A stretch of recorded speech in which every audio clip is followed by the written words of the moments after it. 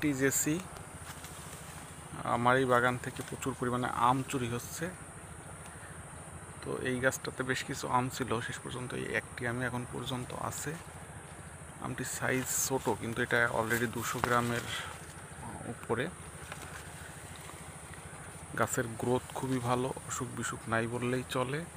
মাঝখানে অতিরিক্ত বৃষ্টির জন্যে আমার গাছগুলোতে প্রচুর পোকামাকড়ের আক্রমণ ছিল, এখন সেগুলো মোটামুটি স্বাভাবিক পর্যায়ে চলে আসছে।